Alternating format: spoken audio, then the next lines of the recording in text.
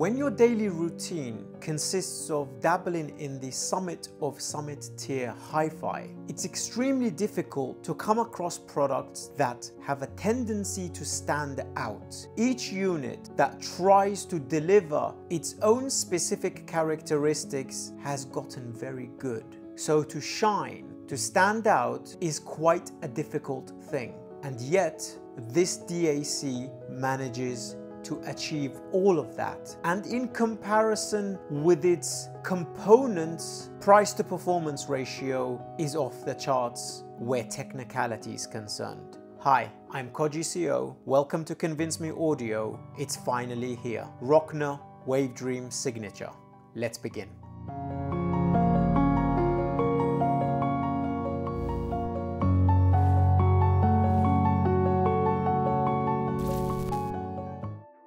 First of all, I would like to extend a massive thank you to Nikolai for sending the Wavedream Signature in for review. It's very much appreciated.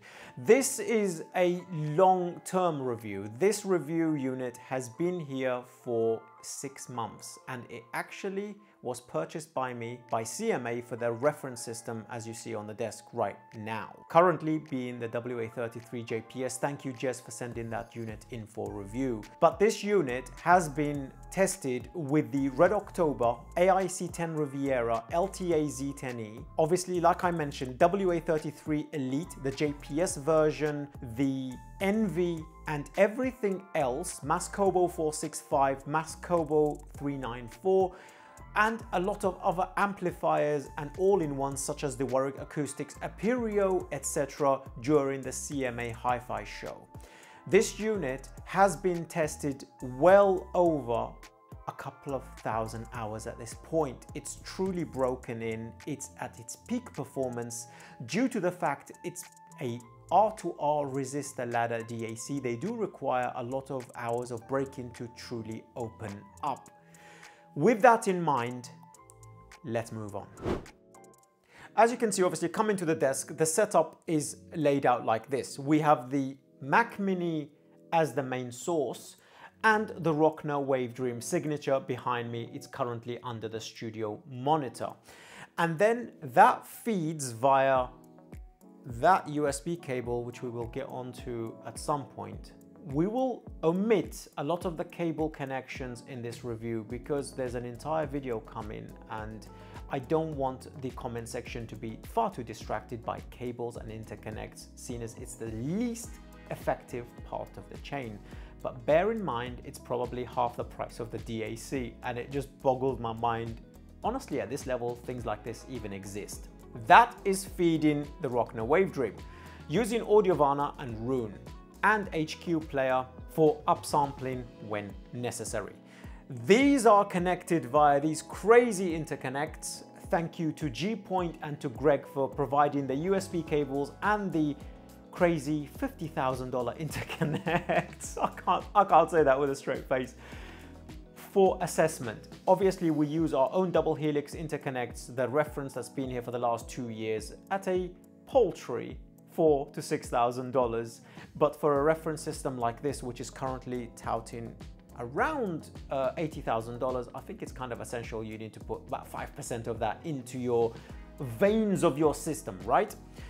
Be that as it may, that is feeding the top of the line WA33 JPS Elite. Not only that, all the tubes have been upgraded, as you can see the names scrolling down the list for the inputs, the outputs, and the rectifier. $6,000 worth of tubes here.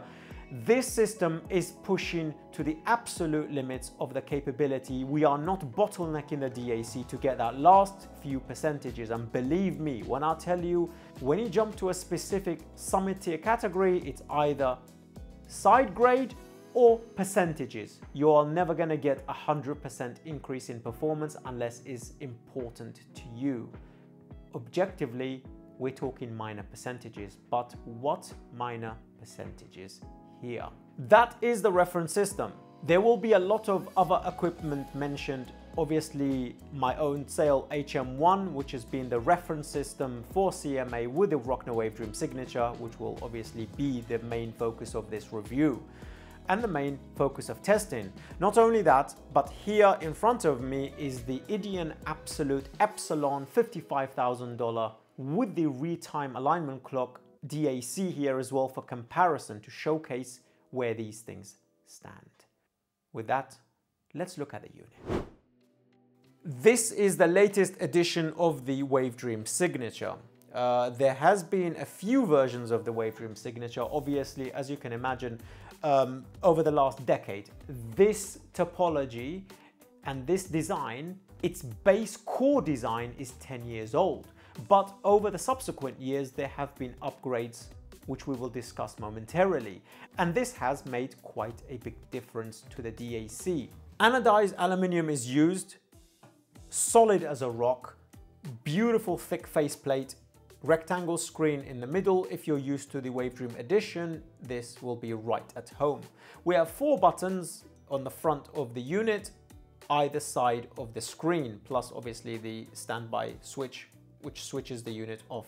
Top button activates the menu, and this is the volumes for the digital pre inside the unit, 256 steps, but also allowing you to manipulate the menus. First of all, the first menu we go through is the inputs, USB, coax, I2S or I2S for some of you, I2S again, and then we have obviously AES and then USB. And then the next menu is being able to manipulate the DSD. This is set to wide, jitter on or off, leave that on. Stream, I think it's stream clock. This one is set to local. We will discuss all of these functionalities, etc. And then obviously back to the main menu. And then we have the display brightness underneath that unit, and that is about it. On the back of the unit, we have a pair of XLR balanced outs straddling either side of the digital inputs. We have the RCA outputs for single-ended. This is a balanced unit, but you can buy this unit in single-ended. In the middle of the unit, we have AES, coax, I2S times 2, and USB. That's about it. Simple, straightforward, almost a mirror image of the Wavedream edition. Predominantly, most of our testing has been done through USB, and we use I2S with the Rockna Wavedream server here underneath the Sail HM1. That's an overview of the DAC. Let's talk about the specifications and what has changed. This unit used to incorporate the FPGA 6 series, and not only that, but there were some other components in regards to the unit that have been upgraded over the subsequent years. This unit now is using the 7 series FPGA from Xilinx, and this has altered the sound quality from the previous unit of the yellow screen. The FPGA, the Field Programmable Gate Array, its internal architecture can be manipulated on a fundamental hardware level via software. And when comparing 6 series versus 7 series using the baseline of codes, there's already a difference. But to take advantage of the headroom in the new FPGA, new code has been applied. And not only this, you can manipulate the DAC, add features down the road, improve the sound quality by improving the code, and this is what's happened here, and that's why there's a bit of discrepancy between the yellow screen Wavedream signatures and the new white screen ones. There is quite a significant performance boost. Inside the unit, everything is isolated into separate shielded components. 3 separate linear power supplies, the digital section, and the dual mono output stage in the Class A domain. The FPGA inside the Rockna Wavedream Signature is a significant beast. This, through its 3 subsequent filters, linear, minimum, and hybrid, upsamples the incoming signal 16 times to 705 and 768 kilohertz. But your preference may vary. My preference is NOS, non-over sampling. Each one of these filters sounds different. from the previous one. We will discuss that in the sound section momentarily. Okay, $18,000, almost twice the price of the Wavedream Edition. We previously reviewed the Hollow Audio May here, and I said that's the biggest jump you're going to make in the DAC realm from the lower categories to pretty much the flagship category. This still stands. From the Wavedream Edition, which was marginally better than the Chord Dave and the Hollow Audio May, all the subsequent reviews will be found below. There is a big jump here now. This DAC has been compared to the Golden Atlantic Lampizator, has been compared to the Odeon Epsilon Absolute at 3 times the price at a mortgage deposit of $50,000. And what is absolutely breathtaking here is the fact that you are genuinely a couple of % behind that DAC. We are scraping the bottom of the barrel here for the last vestiges and percentages of technical performance. You are paying for the last 3%. You are paying for the machining. You are paying for the expertise to squeeze out every last bit of performance. The Rockna Wavedream Signature has been the most technical DAC I have experienced under £30,000. This is no contest. The DCS Rossini Apex I tested as well. The Playback Design M8 unfortunately has not come in for review yet. That is something I've got my eye on. That's a native DSD DAC. That should be really interesting. But I think when you get to this category, you are squeezing out the last bit of performance, and most importantly, you are tailoring the sound to your preferences and taste. This unit is a significant jump. In fact, it's going to be the biggest jump you're going to make, $18,000 to $55,000 DACs. And everybody is fighting for the last 1%. That's enough rambling. Let's get on to the sound.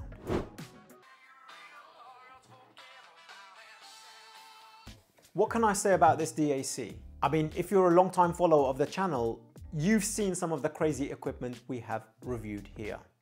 And when I tell you there are 25 reviews coming your way, most of them shot, we are going into whole new territories. We are pushing the boundaries of summit tier hi-fi. We are squeezing out the last bit of performance and merging with a 2-channel world. The Wavedream Signature overall sound characteristics is neutral, rich timbre, texturally rich, and one of the most visceral, violent DACs I've ever come across. Until you get to the Epsilon Absolute, is simply the best DAC for electronic music I have ever come across. Not only that, those characteristics of incisiveness, edge of attack, punch, full body, openness of stage is one of the most enjoyable experiences I think I've had since venturing into the summit tier category of headphones in the last 18 months of this level. It has enhanced every amplifier we have reviewed here. Some of the notable mentions are the Amp & Sound Red October. If the review is out, check it down here. If it's not, it will be released momentarily. The Wavedream Signature Red October and Hi-Fi Varas pushes that amplifier to its limits. It genuinely is a better experience in every way, bar 1 small % than the HE1 Orpheus, and technically close to Aperio. It's the most rich, lush, organic, openness of stage sound you will experience. Everybody's jaw was on the floor when we had the CMA Hi-Fi show here. It just seems to elevate every amp. It's very real to life. The incisiveness, edge of attack, weightiness, and visceral impact does not only work for electronic music. Percussion instruments required a tremendous amount of impact, weight, tonal density, time alignment, and edge of attack. For example, tom-toms. The trailing end of the decay, the quick start of the beginning of the note, and everything in between is very important. If the DAC is too soft, it loses momentum. If the DAC is slow, it loses timing. If the resolution is poor, you lose a lot out of the recording. This DAC's detail retrieval, honestly, I think is fighting with the Epsilon Absolute. Maybe 2% behind. But I think its timbre, due to its R2R characteristics, honestly, I think might be a tiny bit ahead. I have no race in this game. But what I do have here is an experience between these two DACs that I can convey to you until the next thing comes along. It's a revolving door. And right now, if you're in this category, unless specifically you're looking for some flavor, true technicality to be had is here. Rockna Wavedream Signature. You will not be disappointed. You will want to own one when you hear it. And there will be speaker impressions coming later this year. Let's talk about some of the nuances of the DAC beyond the basics, using some comparisons from Lampizator and from Odeon audio. So, taking Hans Zimmer's Pirates of the Caribbean live, this is the suite from Qobuz. I will link it down below. The authority of those horns, the openness of the stage, the separations of the instruments on an individual basis within that stage environment they're setting. But most importantly, the gains you get here comes down to the ambience, the mic pickups, the distance of microphones, almost the types of microphones. I was listening to a track, I think it might have been from Hoobastank or one of those metal bands from the early 2000s. A live track where the monitoring on stage, I think the feed had been taken off of the main stage rather than the ambience and being shot from within the arena itself. You got the guitarist up here close to your ear. Fine, a lot of DACs can do this, who cares, right? Not only that, its placement within the stage where the singer was, the drummer was, the bassist was obviously pinpoint accurate. The ambience of the reverb of the guitarist from those big caps of the guitarist bouncing off the stage, fine, a lot of DACs can reproduce this. But not only was this guitarist close to your ear, but you can easily and identifiably pick up how close the microphone is to the pickups of the electric guitar and the guitarist's fingers. The detail retrieval on this unit, the way it throws details at you, is unlike anything else you would have experienced below this category. And there are other DACs like the Golden Atlantic where it's a very organic vinyl sound, but it's definitely the step down below this. That detail is bound to the track, but it's very difficult to discern mic pickup levels. It's very difficult to discern exact placement of recording instruments that is picking up the band. You're not going to get this resolution. Everything will be a little bit more analog sounding, I think, in a way that is pleasant to some, more laid back, tonally very dense, definitely, but nowhere near on the levels of the speed, transients response, detail retrieval. The next one up from this will cost you that deposit of a mortgage we talked about, the Odeon Absolute, where you get more detail in the treble region, you get more spaciousness in the stage. But when you A/B them on a system like this, the WA33 or on the Sale HM1 over there, you are definitely pushing the last vestiges of performance. In fact, the Odeon Absolute fixes the HM1 to be in line with the AIC-10 Riviera.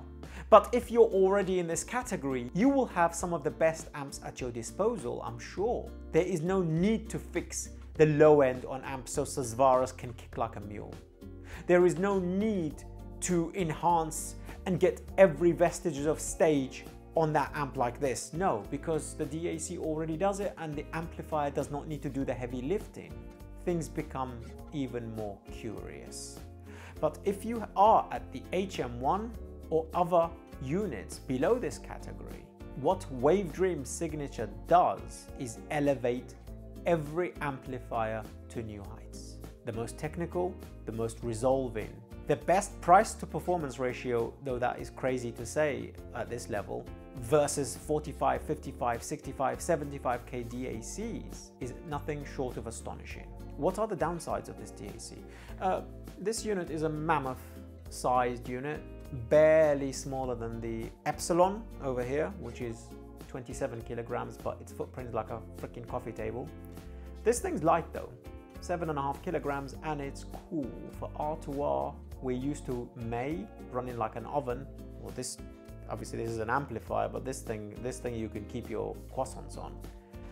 That is the only detriment I would say to this. I mean, if you can afford it, I think the Wavedream Signature has little to none downsides.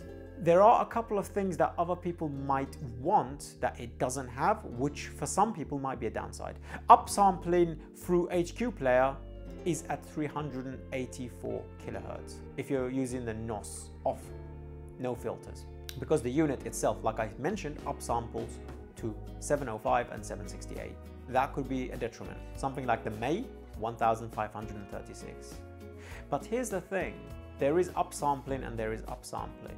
If the baseline is already beyond crazy good, even if the May upsamples to 1536, it can never catch up. It's not even close. It's not even in the same ballpark. It's not even in the same conversation. The difference is going into a Volkswagen and sitting in a Ferrari. In conclusion, what have been my thoughts about the Signature? It's the best price to performance ratio in this category. It's the most resolving DAC under 30k I've come across. It's the most authoritative, punchy, dynamic, viscerally impactful, enjoyable, elevating amplifiers to new heights experience I've had, and I've tested HE1 all the way down. I feel myself very privileged to be in this position to test these units, and I think it's very difficult to beat Wavedream Signature. The only thing that will beat it in this category is itself, the Wavedream reference. This unit will be coming soon. If you can afford it, you don't need my permission. This is what you should go for. But it's something you should be hearing at shows, even if it's a category that you can never touch. You should have the experience. And if you like reviews such as these, consider joining Patreon. There you could come and join us in the private Telegram chat where we talk about all of these units as soon as they land for review and way before YouTube. Until then, this has been probably the best 6 months of Summit Tier Hi-Fi I have had here at CMA.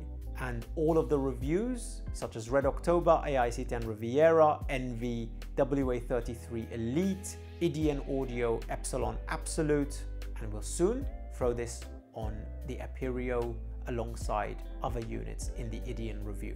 So subscribe for that, press the notification icon if you don't want to miss it.